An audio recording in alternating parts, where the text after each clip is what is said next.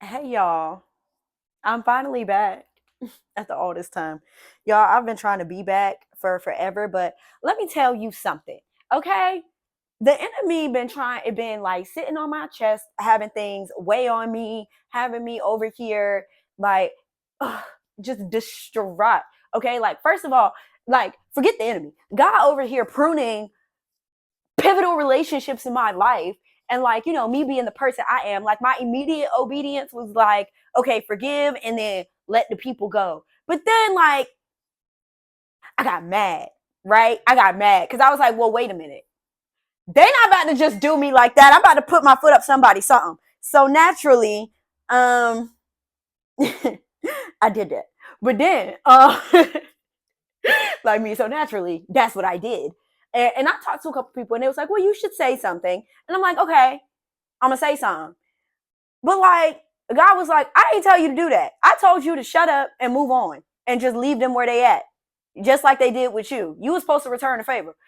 And you did not do that. Why you do that? And so he's getting into me about that. And he's basically telling me, like, hey yo, right now, your levels of discernment, they're above the people around you, respectfully. Like they just I am sharpening you in a way that is sharper than the people around you. They don't know what I'm doing for you. Only I know. F them. You can't seek advice from them. They can't help you. Only I can help you right now. Only I'm going to tell you how to navigate through the season of your life. You cannot rely on the people around you. They don't know what I'm doing for you. So you need to stop talking to them about it. Like that's literally what God keeps telling me. So like now I'm like, well, dang, Lord. Like first last year it was like my finances. He was like, oh, you gonna rely on me here. And so like, okay, bet. But now it's like emotionally, like my nervous system, he's like, you're gonna rely on me for this. And I'm like, yo, chill out. Like when God tells you that you are going to rely on him for your freaking nervous system, it's a good thing because he's pruning my nervous system of BS and like teaching me like how to be in him and abide in the vine. But when I tell you like my heart and my head are going haywire right now, like I could cry thinking about what I am experiencing on a nervous system level right now. Like when I tell you he is completely rebooting my nervous system, it is uncomfortable AF to say the least. So I apologize for my absence. I really needed to adjust to that and I'm still adjusting to that. So there will be times where I might have to take a breather and adjust. And I'm just going to be honest and forthcoming about that now. This is the year of discipline, abundance, and all of that. I'm going to complete every project I start, but I might not do it by my deadlines. And I'm okay with that as long as everything get done. But we are not falling off track this year. I am listening to God. We are prioritizing. We are disciplining. We are doing what we got to do so that the nervous system can be what it needs to be so that I can go where I need to go and wherever he's trying to bring me. So that saying all that to say, that's what your girl's been going through. It's been a lot too. Like it's really been like taking a toll on me. I've probably been crying like every other night for like the past 3 to 4 weeks. It's terrible. But it's okay because F it. We are just gonna keep it pushing. All right. So today we are in episode 4 of He Doesn't Like Me Back. Last episode we were talking about what did we talk about last week? Oh yes, asking God for clarity and when he goes silent. That's what I'm talking about. But today we are going to talk about the phase that some of us get stuck in. And it's the when someone stays visible in your life, but they like don't make any moves toward you. Okay. And that is why the episode is when he watches your stories, but he won't call. Confusion is the confirmation. All right, so this is basically when everybody's like up in your face, they liking all your posts. They might even reply occasionally, but they just never call you, never really pursue you, never really create any clarity about you, but they are always like on you in your face. Oh my God, there is someone I'm thinking about and if he's watching this, he gonna know I'm talking about him. Hey, don't worry, I don't hate you. I really don't hate you at all. I love you so much. That's a dead giveaway of who you is. Uh, that's a dead giveaway. But yeah, this is basically this person. All up in your face, doing the most, a whole lot going on, but like not anything going on for real. Yeah, that kind of person. So basically, these type of people, they know enough about you to like watch it and to admire you and to even like claim they want you, but like not enough to actually like go after it for themselves though, and like put forth the effort and the emotional labor and work and actually like be in your life. They don't want to do that, but they do like want to tell you that they like you and siphon your energy and like be all up in your space and get the benefit of knowing you out in public, which sorry, but that's how I feel about that. Because if you're not going to be in my life, if you're not going to be in here through my ups, my downs, my highs, my lows, if you're not able to handle the full capacity and the full kaleidoscope that is me, respectfully get the fuck on. Like, get out. Exit stage left. You need to go. You need to go that way. Like, yeah, that way. Like, I don't understand that. So, needless to say, BS detected. So when this was happening to me, I convinced myself that, you know, it meant something. And that like him being up my face, all that stuff, like you care, you just scared. Like that's the BS that we tell ourselves. Be like, oh, he liked me, he liked me or whatever, he just scared, he don't want to make this type of commitment. And you know, sometimes that could be true. But like, nigga, if you scared, why are you in my face? Like get go on. Go where you not scared at. It's scary over here. You afraid, you shaking, you shivering, go. Like back. So attention and intention, they not the same thing. Just because somebody giving you cute little attention, it don't mean they have intentions for you. And I don't know about y'all, but I need someone intentional. And that's one thing I've been, like I said, God's doing a whole nervous system reboot on me. Like he is rebooting me from the rooter to tutor. Like he is taking me and making me into a new creation in Christ. He really is. And it's uncomfortable. But needless to say, like the nervous system reboot, like has taught me that, like I want, and not just romantically, like even in my platonic relationships, I need intentional people around me. I need people who are here to love me on purpose, not, oh, well, she's cool and I benefit from her friendship or her closeness and I might like her a little bit. I don't need anybody tolerating me. You tolerate me, please go, leave. Get the fuck out. Like you're making my life so much easier by going. Like anybody who's tolerating me, you don't have to tolerate this. You can leave now. Go. I welcome the exit. Like, please.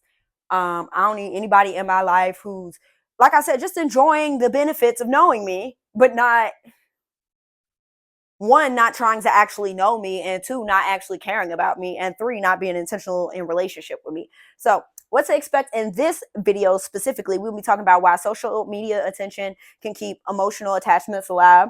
We're going to talk about the difference between curiosity and commitment. And then we're going to talk about how confusion itself becomes the answer. Because I'm going to tell you right now, we all serve a God of clarity. And if you are confused, the other guy is there. The other one. That's the other one. That's not Jesus. It's the other one. All right, the evil one. If you are confused, that is a telltale sign of the presence of the evil one, and you need to run. All right, run away fast. All right, so the main topic is confusion is the confirmation. Okay, so the illusion of digital presence. When you watch somebody's stories, it creates this sense of connection, and you see this on social media. Like people will watch all your posts, watch all your stories, comment back, do this, do that, and now they think you're your best friend. But like, you're my follower. Hold up, I'll take a step further. You're my fan. All right, like that's what's going on. Okay, so even though it mimics emotional proximity, that does not mean it's emotional proximity. Just because I like your post do not mean I like you. I just like what you posted today, and I wish people would leave it at that, but they don't. And the kids are just making it worse. Okay, visibility is not pursuit. Access to your life is not the same as investment in your life. Y'all, when I tell you I'm learning that right now, even on a platonic level, like just because people have access to you and can come in and out of your life as they choose, it doesn't mean that they're investing in you the way you invest in them. So you got to be careful about how much energy you're even pouring out of yourself to these people who just have access to you. And then you got to start looking at people's access badges like, why do you have top flight security clearance when you're not top flight security friend? Because you don't act like top flight security friend. So why are you over here with top flight security clearance? You don't get that. Give me your badge. I need to demote you. Like, that's what we need to start doing to these people.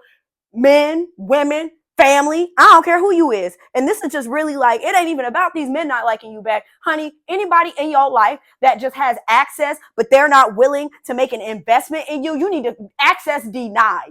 You need to back them people up because actually they're not doing anything but causing distraction, waiting on your downfall, siphoning your energy, taking all your goodness. Like that's all they're doing is just benefiting without pouring in, without giving. No reciprocity detected. That's all that's going on there. You don't need to be a part of that. You don't need to waste your time and energy on that because then you're going to look back and feel dumb for loving them people. You're going to look back and feel stupid for loving them people. So don't even do that. Don't even waste your time with that. As soon as somebody shows you that their access is not an investment, you deny that shit. You revoke it. You send them back to sender, like back from which you came. Okay? Just because somebody's observing you online, it don't mean they choosing you in real life. They could just like what you post. I'm a troll online. And this is the exact reason why I be trolling. This is the exact reason why I just be trolling. I be posting whatever I want. Only time I'm being serious is if I'm posting stuff about Jesus. That's the only time I'm being serious. Other than that, I just be posting wild stuff. Like if you on my Instagram, you know my Instagram stories just randomly get wild in the summer. And I just start saying any and everything. And it's just because I'm trolling. It has nothing to do with nothing. I'm bored. That's the reason. It has nothing to do with nothing. I promise you that. Like, and I know it's like, girl, what? But yes, I be trolling. I don't care. But that's the reason. Because people like to fake like they know you and know what's going on with you. So yes, I'm a troll. I be playing the whole time. It's all jokes. It's all kicks and giggles. Because you don't know me.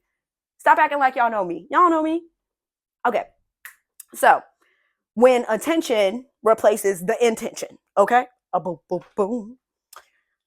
Reacting to stories, but like not really initiating any conversation and then staying present enough to like remain on your mind, right? And like keeping the emotional access, but like not really offering any direction. Okay, so this creates that loop of nothing's actually progressing. And then like it's like you're like, oh, he keeps liking stuff, oh, he keeps sending me stuff, or he's hard to me, or even on Snapchat, like, oh, we got a streak, blah blah blah. But then like in real life, do y'all have like any type of closeness, any type of bond? Like, is there any type of connection happening? Do they reach out to you? Do they actually text you? Can they go like 7 days without talking to you? Because I feel like if they can go a full week without talking to you, they don't care about you for real. And like I'm gonna just be honest, because even me with my friends, I make some type of contact with them throughout the week. I really do. Like I contact my friends. Like they might not always pick up the phone, but I contact the people I love. I do. I make contact with them because that's what you're supposed to do. I mean, I've even gone out of my way to be more intentional with contacting like my grandparents and stuff like that. Because, okay, so me, like I grew up traumatic life, like emotional trauma. So like when I got out of the house and got away from my family, it was like, don't talk to me, y'all. It was very much leave me alone. Like that was the vibe. It was like leave me alone. But like, as you get older, you just realize, you might not see these people in the next 10 to 15 years. So you should call them. So that's what I'm working on now. I'm a good girl. But yeah, stuff like that, like if they're not going out of their way to actually like be intentional, contact you, communicate with you, spend time with you, hell, buy you gifts, something. Like, it's just attention, which is cute. Keep gassing me up, sweetie. I love a good gas pedal, but like, get out the way. There's a man that wants to love me for real, like move over to move to the left a little bit. Like, get over there and just get over there, get out the way. And then I'm going to be right here. And then bam, yeah. So that when confusion becomes the answer. So healthy relationships, not only do they create clarity, but they actually require it. You cannot have a healthy relationship and not have clarity. They coincide together. Like you can't have one without the other. So that means consistent communication, clear interest, and forward movement. Period. So if someone keeps you guessing, it usually means that's the answer. Like they're still guessing. Like if someone keeps you guessing, they're probably still guessing. And I don't know about you, but I don't need anybody around me who is unsure. I don't need you unsure of my presence. Leave. Go. Like I don't think people understand. Like get out. Like really get out. Like don't mince your words. Don't waste my time. Go. Go. Like, I cannot stress that enough. Clarity brings peace. Confusion brings attachment. And God is not the author of confusion. But you know who is, though? And we're going to leave that where it is. And I'll take it a step further. Attachment is probably 2 steps lower than idolization. Because if you get attached to something enough, it starts becoming your idol. It does. If you get that attachment, it will eventually become your idol if you stay connected to it like that. I'm telling you this from my own anxious attachment experiences. Things like that you get attached to will become your idols if you let them. And if you do not know your attachment style, and if you have attachment styles and all that stuff, if you do not know those things about yourself, you will find yourself in a very froggy position where you have put something above the Lord. And so he has to take it away from you. Like, seriously. Don't be dumb, y'all. Be smart. Okay. Time for the scriptures. My favorite part. Ding. The first one. Ooh, we gonna get in 1 Corinthians chapter 14, verses 33. Where the Corinthians? 685. I really love flipping through this Bible, which, this is just what gets my juices going. I'm sorry. I shouldn't have probably said it like that, but this is just what does it for me. I don't know. Am I a crackhead? I couldn't be. I can't be. Crackhead for Jesus. I don't think Jesus has those, but whatever. What does it say on 33? For God is not a God of disorder, but of peace, as in all the meetings of God's holy people. And then it got a little asterisk. The phrase, as in all the meetings of God's holy people, could instead be joined to the beginning of, okay. It was just, okay. I'll be reading the annotations. All right. Matthew chapter 7, verse 16. Ooh, you will recognize the people by their fruit. But we gotta flip. We gotta flip for it. Gotta get the words from the book. Exactly. Matthew and them, where you at? Oh, there you are. 577. Okay. Woo. All right. And see,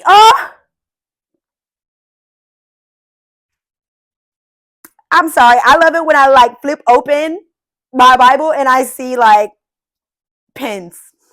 My pens are in there, y'all. Okay. I was pinning something down. All right. It is chapter 7, verse 6. And it says, do not waste what is holy on people who are unholy. Do not throw your pearls to pigs. They will trample the pearls and then turn and attack you. Oh, wait, I'm trying. Not 16. You see, this is why we read. But the whole time, somebody needs to hear that. Don't give your pearls to swine. And that's another one. Don't give your pearls to swine. Because actually, that applies here. These people ain't investing in you. Why are you giving them all this good stuff? They don't need none of that. Okay, you can identify them by their fruit. That is by the way they act. Can you pick grapes from thorn bushes or figs from thistles? So basically, how people act with you, honestly, it ain't even about how they act. When I recognize people by their fruit, because a lot of people who work in it, they covert enemies. They fruit not even, you don't even gotta pay attention to that, because they're gonna be nice, they're gonna be happy, they're gonna be in your face, they even gonna pretend to care about you, like they're gonna do all of that. Like, those aren't the things you need to look for. What you need to look for is beyond that. You need to look past that. You need to start looking at people's motives, their intentions. Why are you being so nice to me right now? See how close the niceness is in proximity to them needing something. Start looking at intention. That's what you need to start looking at the fruit of. Like, because sometimes people just genuinely don't know how to act, but their intent, they mean well. I can work with someone like that. I can work with you if you mean well and you genuinely just, you mess up. Okay, I can work with that. Someone with a bad heart, when you clock them on their teeth, they're not going to be able to face you. They're not going to be able to face you because they know you right and they know they wrong. So they're going to back up and they're going to leave because they're not going to know how to handle that. That's the first thing. But also, Like when you judging people on their fruit and stuff, if you see some fruit that look rotten and you know they ain't got it, you need to just leave. You don't even need to tell them. They know. That's why they're trying to come over to you and spoil your harvest. Because all it takes is one rotten fruit to spoil the. And this is why you come out from among them. This is why you come out from among them, he said. This is because all it takes is one fruit, one rotten fruit, and it will spoil the bunch. You ever put a moldy piece of fruit next to some fresh fruit? It'll only take a few days for that shit to travel over. It'll only take a few days. Ain't that crazy? Crazy. Okay, I know. Oh, it says 7:35. That's what it said. Okay. I like how my memory be working. Thank you, Lord, for that. Because that, yes. All right. The next one is James chapter 1, verse 8. And he said to us, their loyalty is divided between God and the world, and they are unstable in everything they do. So it basically warns about a double-minded man and how he is unstable in all his ways. This reminds us that spiritual alignment, okay, when you are in tune with the Lord, when you abide in the vine, right, it produces that stability and not the emotional uncertainty. Like I said, whole nervous system reboot. And he's trying to produce stability in my emotions because I've been put through the ringer. I've gone through every type of emotional abuse you can imagine. I've gone through it at work. I've gone through it at home. I've dealt with racism. I've dealt with being a token. I've dealt with being the girl that everyone wants to put their hands all over. I've dealt with being the girl that is like genuinely hated by everyone in the girl group for whatever freaking reason. I don't know why. I've been the object. I've been the butt of the joke. I've been the person that is always there for everybody. I've been the, oh, Jada doesn't need help. She's fine. Like I've been all of that. I've been all of that. The doormat, people pleaser, all of it. I've been all of it to the point now I'm maxed out. I'm maxed out. I've been the great best friend. I've lifted everybody up. I've done it all over and over and over and over and over again. And like, you know, as I look back and think about how many people I've gone through, loved unconditionally, helped, just loved on, just didn't do anything but love on you. And I just ask myself, like, what did they do for me? What did these people ever do for me but take from me, abuse my heart, and then leave me to pick up the pieces by myself?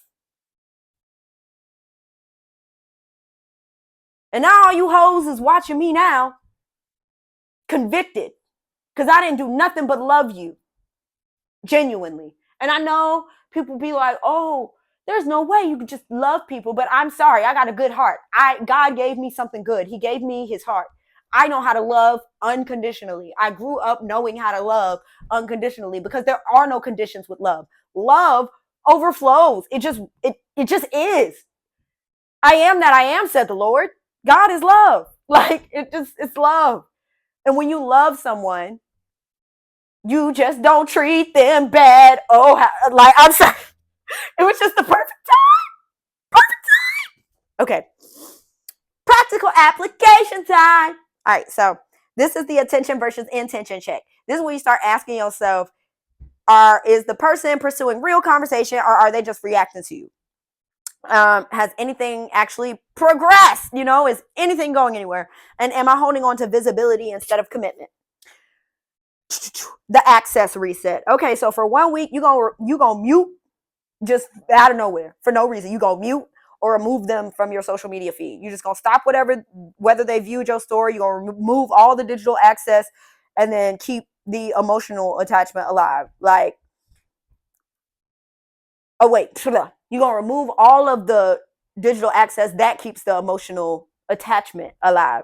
And then like that distance should reveal some level of clarity to you, because when you start shutting off the noise, like that's normally when God starts being like, hey, okay, great, now that you calmed all that down, like let me come in and tell you some things. So like just distance yourself and let it like reveal the clarity. And lastly, discernment prayer. You say, Father God, Holy Spirit, thank you for the day. Thank you for everything you've given me. And now I ask that you remove any attachment that survives on only on attention instead of intention. Help me release what creates confusion. Okay. So key takeaway today, and this can apply to all your relationships. That's what I'm realizing about this, because it ain't even about social media. It's not even about any of that. It's about the fact that there be covert people out here who be pretending to be your friend just so they can have access to you and gain benefit off of just being next to you, whether it's a partner or a friend or even people at work. Like I said, it happens in professional settings too. Like, it's always going to be somebody that just want what you got, or want something next to what you got, or just want to be attached to your network or your net worth or whatever it is.